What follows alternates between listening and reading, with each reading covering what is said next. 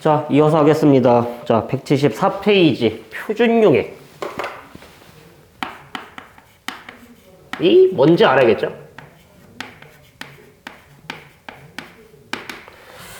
자, 표준용액이라고 하는 것은요, 간단합니다. 농도를요,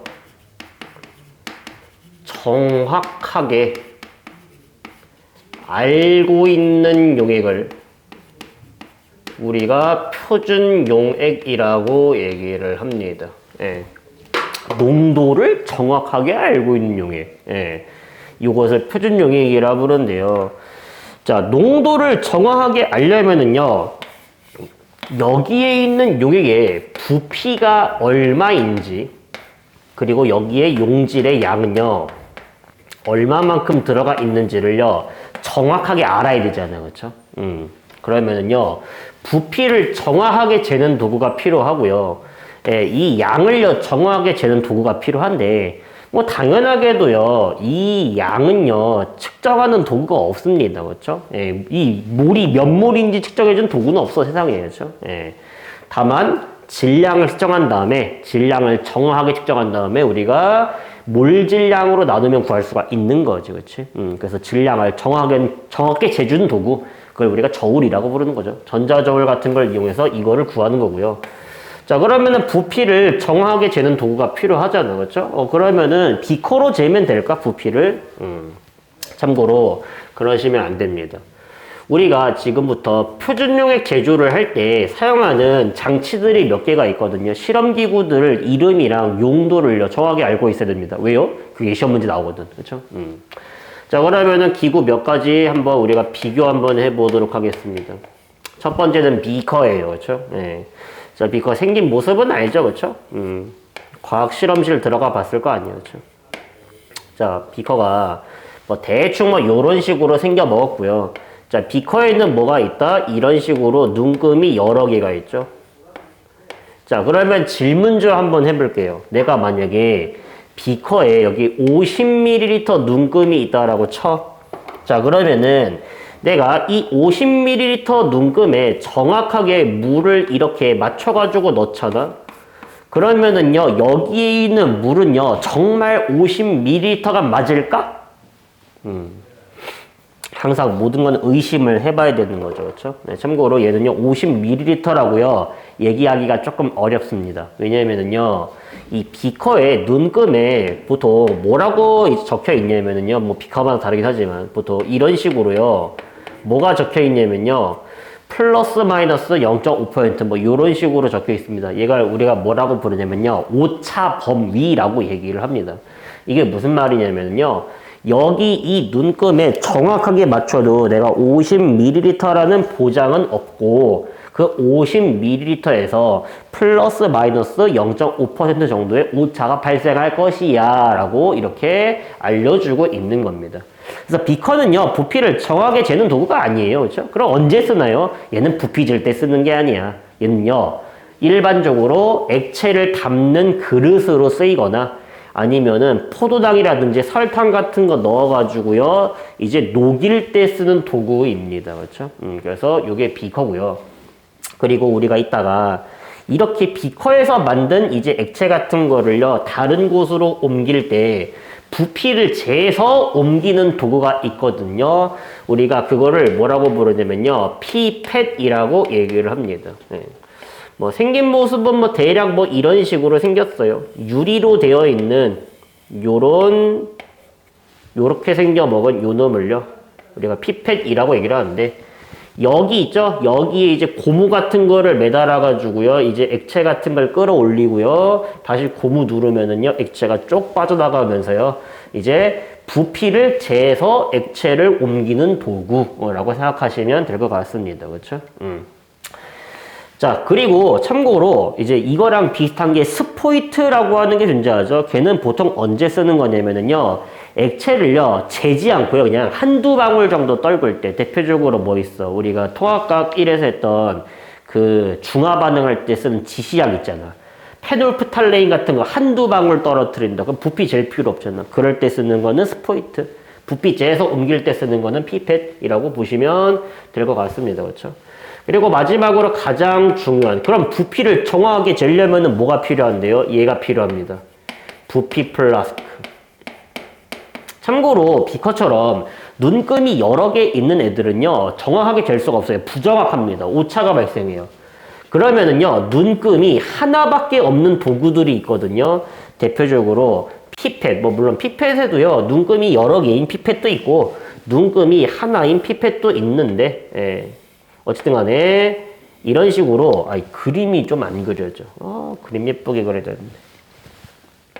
눈금이 하나밖에 없는 도구들은요, 보통 부피를요, 정확하게 재준다라고 보시면 될 것 같아요. 그렇죠? 그래서 부피 플라스크에게 표시선이 있거든요.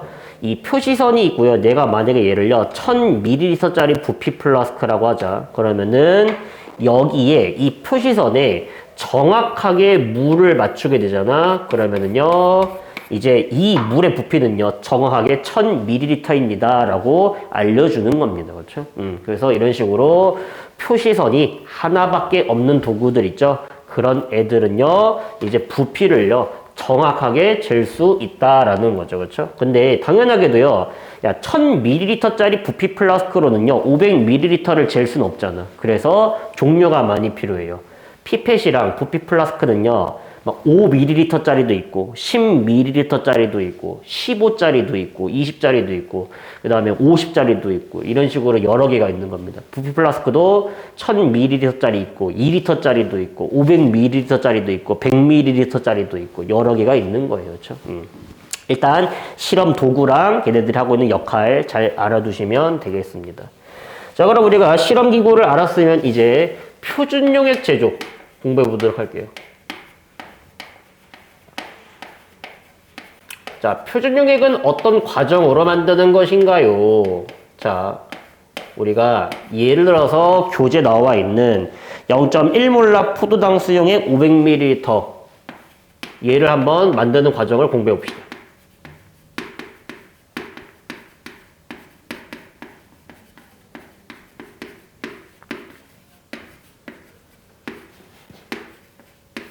단 이제 포도당의 몰질량은 180이다 라고 나와 있죠. 그렇죠?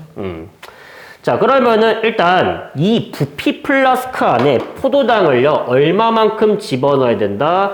이제 그걸 계산을 해야 된다라는 거죠. 그렇죠? 네, 그럼 생각해 봐.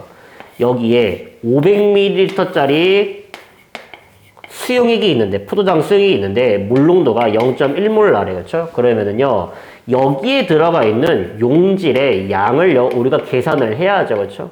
그러면은 얘가 0.5리터니까 두 개 곱하면은요, 0.05몰만큼의 용질이 들어가 있다는 소리죠. 그렇죠? 근데 그 용질이 뭐야? 포도당이잖아. 그렇죠? 그러면은 질량을 구하려면은요, 몰 질량 곱해야겠죠? 이게 20분의 1몰이니까 몰 질량 180이라고 나와 있으니까 두 개 곱해버리면 얼마 나와요? 9g 나오죠. 그렇죠? 그래서 일단 첫 번째, 내가 이 부피 플라스크, 500ml짜리 부피 플라스크가 있다면요, 거기다가 포도당을 9g을 집어넣어야지 만들 수가 있다라는 소리죠. 그렇죠? 그래서 첫 번째 단계, 자, 전자저울을 이용해서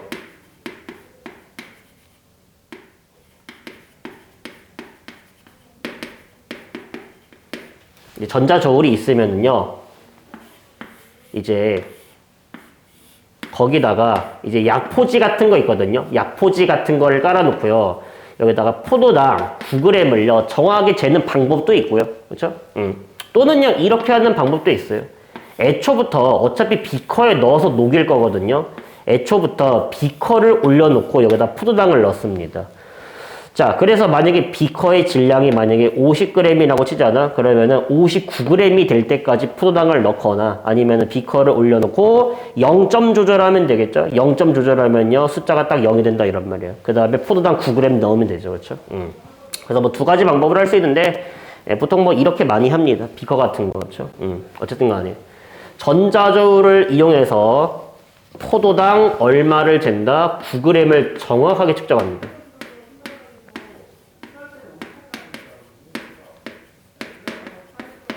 그래서 전자저울의 눈금이 9.00000000g이 될 때까지 된다 이란 말이에요. 그렇죠? 넘쳐나면은 덜어내고, 그 다음에 좀 모자라면 조금 더 넣어주고, 그렇죠? 예. 그리고 이렇게 만든, 이렇게 측정한 포도당을요, 어디에 넣고요? 포도당을 비커에 넣고,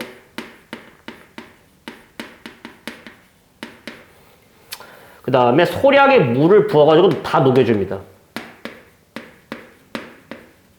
소량의 물을 넣어 녹여준다. 자, 그 다음에 그렇게 만든 수육액을요, 이제 어디에 넣어야 돼요? 부피 플라스크에 넣어야겠죠. 그렇죠? 다만 주의점. 자, 이 비커에 있는 용액을 부피 플라스크에 집어넣을 때 그냥 집어넣으면 막 비커 병 타고요. 막 흘러내릴 수 있거든요. 이러면 대참사지. 그렇죠? 예. 그래서 깔때기 같은 걸 준비한 다음에 그 다음에 부어주는 겁니다. 그렇죠? 그래서 어쨌든 간에 비커의 용액을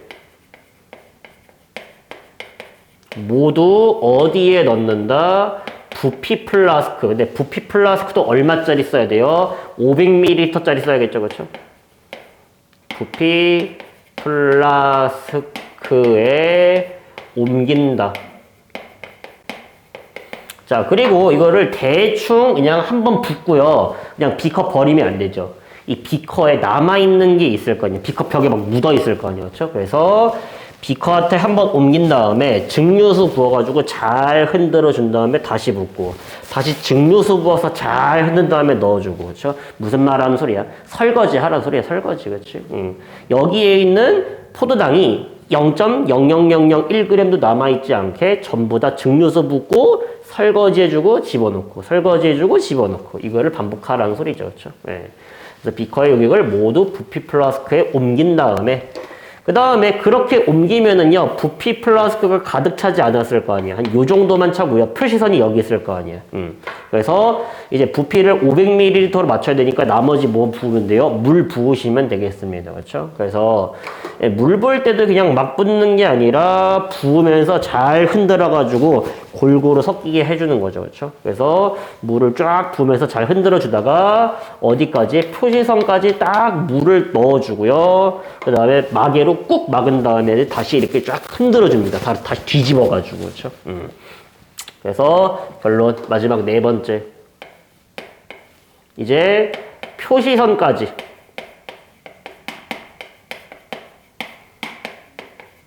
물을 넣고 마개로 막은 다음에 꽉 막아야죠. 잘 흔들어 가지고 섞어줍니다. 네. 그러면은 우리는요, 전자조를 이용해서 포도당 9g, 즉 20분의 1몰을요 정확하게 측정을 했고요. 부피 플라스크에 얘네들을 싹 다 옮겨 놓은 다음에 표시선까지 물 채웠으니까 500ml짜리 부피 플라스크에 물 채웠으면은요, 이제 정확하게 부피가 500ml라는 거 보장되죠. 그렇죠? 그러면은 0.5L 분의 0.2 얼마니? 0.05니? 0.05 물만큼의 포도당이 들어가 있으니까 0.1몰라 포도당 수용액 만들었다라고 얘기할 수 있겠죠. 그렇죠? 그래서 표준 용액은요, 이런 과정으로 만든다라고 알아두시면 되겠습니다. 그렇죠? 참고로 선생님 전자조울에 잰 다음에 비커에 옮기지 않고 설거지하는 과정 귀찮으니까 비커에 옮기지 않고 그냥 곧바로 부피 플라스크에 집어넣으면 되는 거 아닌가요? 라고 하는데 안 됩니다. 부피 플라스크에 집어넣다가 막 중간에 막 새어나오고 난리 나요. 그렇죠? 막 가루 날리고. 그렇죠? 그래서 보통은 이런 식으로 비커에다가 입구가 넓잖아. 얘는 입구가 좁잖아. 그렇죠? 그래서 입구가 넓은 보통 비커에 먼저 녹인 다음에 걔를 옮기는 형태로 이제 이렇게 실험이 진행된다라는 거 잘 알아두시면 되겠습니다. 자, 그러면은요, 우리가 요거 가지고요, 밑에 있는 기출자료 6번 한번 같이 한번 풀어보도록 하겠습니다. 자, 6번.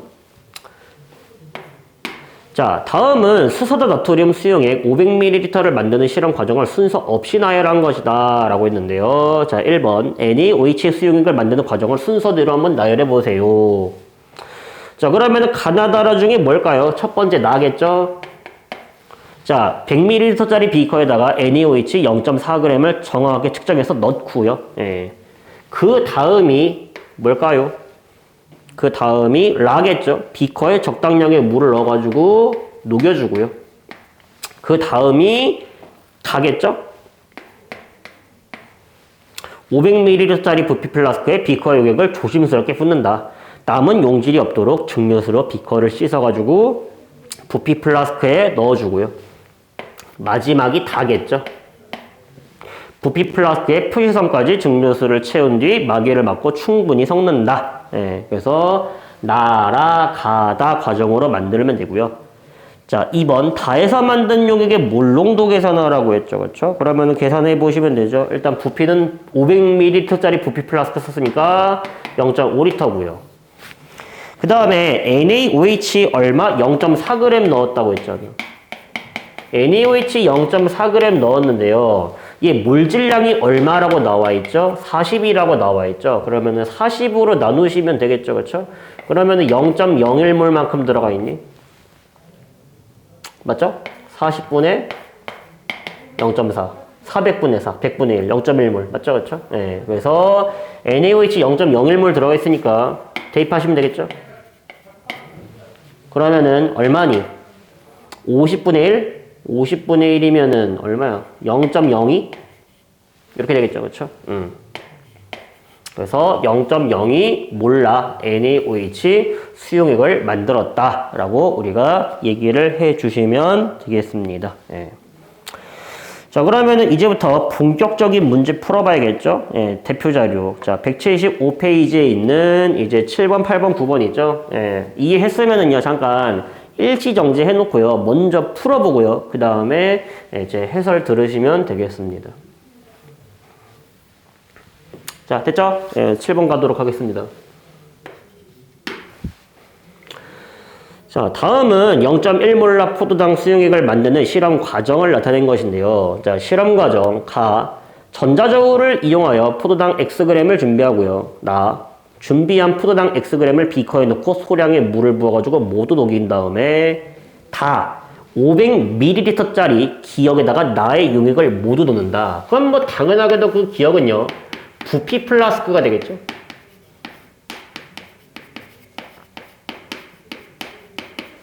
자, 그리고 물로 나의 비커에 묻어있는 용액을 몇 번 씻어가지고 다의 부피 플라스크에 모두 넣고 섞는다. 라의 부피 플라스크에 표시된 눈금선까지 물을 넣고 섞는다. 예, 그래서 1번의 기역은 부피 플라스크에 해당되고요. 자, 2번 X 계산하러 가봅시다. 그러면은요, 자, 0.1 몰라 포도당 수용액 얼마? 500ml 만든 거잖아. 자, 그러면은요, 여기에 포도당은 얼마만큼 들어가 있다? 포도당은 0.05몰만큼 들어가 있겠죠. 그렇죠? 예. 그러면은 질량으로 고치면 되겠죠. 몰을 질량으로 고치려면요. 화학식량 또는 분자량 또는 몰질량 곱하시면 되겠죠. 그렇죠? 그러면은 20분의 1에다가 180 곱하면요. 9g 되겠네요. 그렇죠? 예. X는 9가 되겠습니다. 뭐 당연히 이런 거는 이지한 문제고요. 이제 우리가 해결해야 되는 문제는요. 8번이랑 9번 같은 문제들이죠. 자, 같이 한번 차근차근히 해보도록 하겠습니다. 자, 8번. 자, 다음은 0.5몰라 A 수용액을 만드는 실험이다 라고 나와 있는데요. 자, 소량의 물에다가 고체 A Xg을 모두 녹인 다음에 500ml짜리 부피 플라스크에 가의 수용액을 모두 넣고요. 표시된 눈금선까지 물을 넣고 섞는다 라고 나와 있죠. 그럼 여기까지 한번 그림으로 한번 나타내 볼까요? 자, 여기 500ml짜리 부피 플라스크가 있어. 근데 여기다가 고체 A를요, Xg만큼 넣고요. 그 다음에 물 부어가지고 표시선까지 맞췄다라는 소리죠. 그렇죠? 이게 실험 과정 나까지죠. 그렇죠? 예. 그 다음에 이제 다해서 무슨 짓을 했냐면요. 나의 수용액 50ml를 취한대요. 나에서 만든 그 수용액 50ml를 취한다라고 했는데요. 이게 뭔 말이죠? 취한다가 뭔 말이죠? 술 취한다 소린가? 그럴 리가 없죠. 예. 나의 수용액 중에서 50ml를 꺼낸다라는 소리입니다. 그렇죠? 50ml를 꺼내가지고요. 어디에 집어넣냐? 250ml짜리 부피 플라스크에 이렇게 담았다라는 소리죠. 그렇죠? 그 다음에 라에서 250ml짜리 부피 플라스크에 표시된 눈금선까지 물을 부어가지고요. 0.5몰라 A 수용액을 만들었다라고 나와 있습니다. 여기다가 이제 물 채워가지고요. 이제 만들었는데, 예, 이제 그게 이제 0.5몰라 A 수용액이라는 소리죠. 라에서 만든 게. 예, 참고로 여기다 아직 눈금선 채우기 전이고요. 여기에 들어가 있는 애는 50ml짜리겠죠. 그렇죠? 250ml짜리 부피 플라스크에 50ml를 꺼내서 여기다 부은 거죠. 이런 식으로. 그렇죠? 자, 그러면 우리가 이런 문제를 풀 때, 자, 어떻게 해결을 해야 되냐를 한번 생각을 한번 해봅시다. 자, 이제부터 그냥 머리를 쓰는 겁니다. 그렇죠? 예. 자, 생각해봐. 지금 나까지를 보시면요. 여기 500ml에 A라고 하는 놈, 용질이 Xg만큼 들어가 있잖아요. 근데 그 중에 얼마를 꺼냈죠? 50ml를 꺼냈죠? 그러면은, 아니, 생각해봐. 지금 여기서 50ml를 꺼냈다라는 말은요, 용액에 얼마를 꺼낸 거야? 10분의 1만큼 꺼낸 거 아니에요. 그렇죠? 그럼 당연히 용액에 10분의 1만큼 꺼냈다라는 말은요, 여기도 용질이 얼마만큼 들어있다? 여기에 10분의 1만큼 들어가 있다는 소리 아니겠니? 그럼 여기에 들어가 있는 A의 질량은 얼마다? 10분의 Xg일 거라고요. 이거 이해가? 뭔 말인지? 500ml 중에 50ml를 꺼냈다. 용액에 10분의 1만큼 꺼냈어요. 그럼 용질도 10분의 1만큼 꺼냈어요. 라는 말 아니냐고. 용질과 용매가 균일하게 섞여 있을 거 아니야. 그렇죠? 그럼 당연히 여기서 여기로 갈 때 뭐 했어요? 물 부었다라고 했죠. 그렇죠? 물만 첨가했으니까 당연히 여기에도요. A는 얼마가 들어가 있다? 10분의 Xg만큼 들어가 있겠죠. 그러면은 이제 얘를 비교해 보시면 되죠. 자, 생각해봐. 지금 최종적으로 만든 게 뭐라고 했어요? 0.5몰라 A 수용액 250ml 만든 거잖아요. 그렇죠? 예, 그러면은 얘가 4분의 1리터, 얘가 2분의 1몰라니까 두 개 곱하시면은요, 얼마만큼 들어가 있는 거야? A가 8분의 1몰만큼의 A가 들어가 있는 거죠. 그렇죠? 예.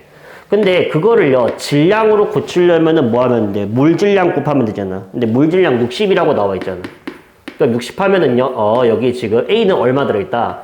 8분의 60g만큼 들어가 있던 소리 아니야. 그게 얼마랑 동일하다? 얘랑 동일하던 소리 아니니? 그치? 그래서 10분의 X는 8분의 60과 동일하므로 X는 8분의 600이니? 그럼 계산하면 이거 75 나오니? 자, 그래서 X가 이런 식으로 75가 나오게 된다라는 거. 되죠? 무슨 말인지? 예. 그래서 이런 식으로 차근차근히 한번 생각을 해 보시면 될 것 같아요. 여기에 A 얼마가 들어가 있었고, 그 중에 얼마를 꺼냈다. 10분의 1만큼 꺼냈다. 근데 여기서 얘기할 때는 물 부었으므로 양 변하지 않았다. 근데 그 양이 이거랑 동일해야 된다. 라는 거죠. 그렇죠? 근데 사실 보통 나는 문제를 풀 때 나는 반대로 풀어요. 뭔 말이세요? 나는 보통 문제를 어떻게 푸냐면요. 이렇게 풉니다. 자, 지금 계산을 해보니까 여기에 A가 얼마만큼 들어가 있다? 8분의 60g만큼 들어가 있다라는 걸 우리가 계산해서 알아냈죠? 그럼 당연히 여기도 A는 얼마만큼 들어가 있다? 8분의 60g만큼 들어가 있을 것이다. 근데 여기에서 여기로 갈 때 10분의 1만큼 꺼낸 게 8분의 60g이니까 원래 있던 놈은 8분의 600g이겠구나 라고 오히려 생각하는 거지. 근데 뭐 우리가 순서대로 푸나 이제 반대 방향으로 푸나 어차피 원리는 동일하죠. 얼마 꺼냈니? 몇 분의 몇만큼 꺼냈니? 라는 생각만 가질 수 있으면 됩니다. 그리고 참고로 이거 잘 알아두세요. 왜냐면요. 원래 이게 어느 단원이야? 4단원 내용이죠. 4단원에서 중화적정이라고 하는 우리가 단원을 공부하게 될 거거든요. 그때 다시 엄청 많이 나오게 될 겁니다. 희석하거나 아니면 섞는 거 있죠? 엄청 많이 나오게 될 거예요. 그래서 지금 정확하게 알아두세요. 나중에 또 뭔 말인지 못 알아듣지 말고. 그렇죠? 그래서 일단 우리가 이렇게 정리를 해 주시면 되겠습니다. 자, 그러면은 이제 마지막 9번으로 한번 넘어가 볼까요? 자, 9번. 그림은 어떤 산 HA 시약병에 붙어 있는 표지를 나타낸 것이다 라고 나와 있습니다. 지금 HA라고 하는 산이 나와 있는데 얘의 화학 식량이 얼마라고 나와 있냐면요. A라고 나와 있대요. 참고로 화학 식량이 A라는 말은요. 몰질량이요. A 그램 퍼 몰이라는 말과 똑같은 거 아시죠? 그렇죠? 네, 노는 얘기했습니다. 뭐 화학 식량, 분자량, 물질량 같은 의미겠죠. 그렇죠? 네. 자, 근데 여기 뭐라고 나와 있냐면 농도 괄호치고 질량 퍼센트라고 나와 있죠.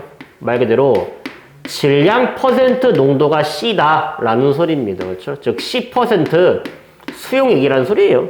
질량 퍼센트 농도가. 그리고 지금 밀도 괄호치고 그램 퍼 밀리리터 그리고 20도씨라고 나와 있죠. 무슨 말이냐면은 이 밀도라고 하는 것은요. 부피분의 질량이잖아. 근데 그 부피라고 하는 게 온도에 따라서 변하겠죠. 그렇죠? 그래서 20도씨에서 이 수용액의 밀도는요. D 그램 퍼 밀리리터입니다. 라고 알려주고 있는 거죠. 그렇죠? 그리고 밑에 여기는요. 20도씨에서 다음과 같은 실험을 수행하였다. 자, 가를 보시면 피펫을 이용하여 시약병에서 HA 용액 V ml를 취한 다음에 가에서 취한 용액을요. 증류수로 물켜가지고 용액의 부피를 500ml로 만들었대요. 이때 나에서 만든 용액의 몰농도가 얼마겠냐를 구하라는 문제죠. 그렇죠? 자, 그러면 생각해 봅시다. 여기에 뭐가 있냐면요. 여기 시약병이 이렇게 있었어요. 자, 시약병이 이렇게 있는데 자, 여기에서 얼마를 꺼내래요? V ml만큼 취하래요. 꺼내래요. 그렇죠?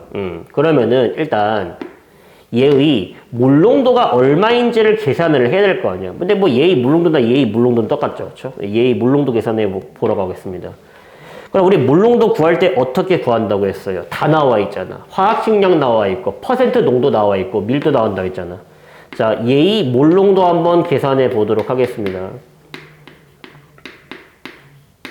자, 어떻게 한다고요? 화학식량 분의 10 곱하기 퍼센트 농도 곱하기 밀도로 계산을 한다라고 했죠. 그렇죠? 네.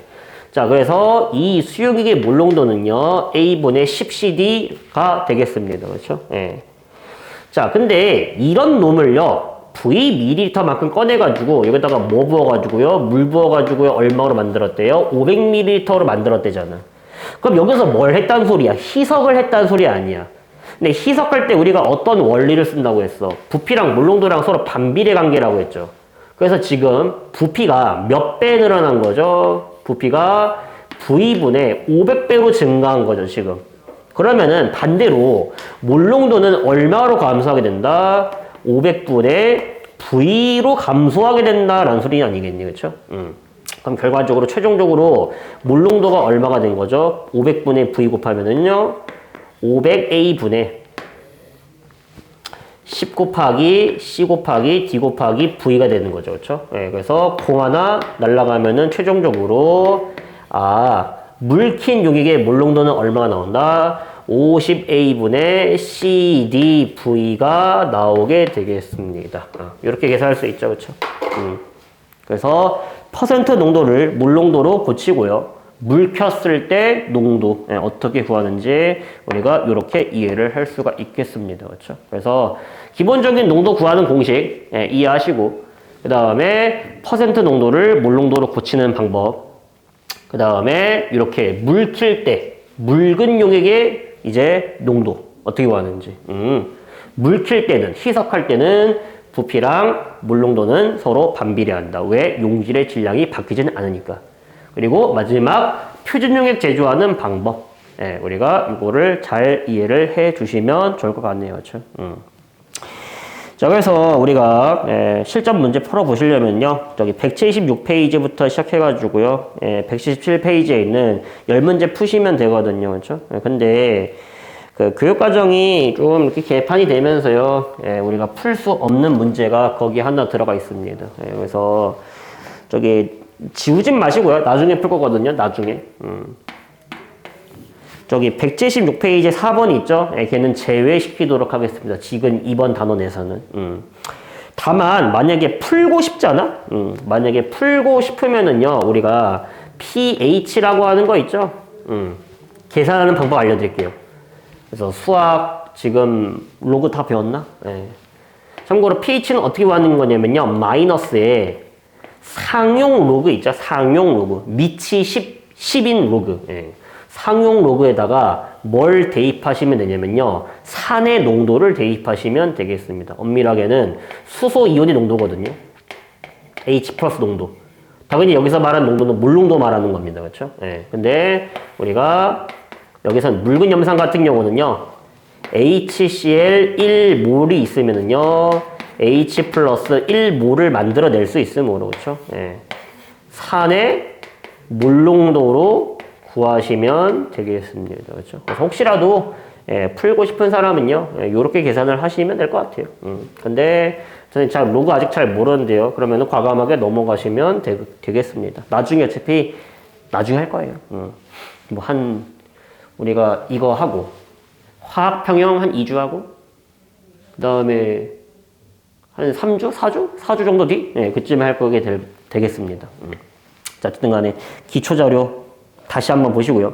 대표 자료 다시 한번 보시고요. 어떻게 푸는지를 본 다음에 그거를요 한번 문제 풀면서 잘 적용을 시켜보시면 될 것 같아요. 그래서 자, 물론도 여기서 마무리하도록 하고요. 우리가 다음번에는요 화학평형이라고 하는 단원으로 뵙도록 하겠습니다. 자, 그러면은 안녕.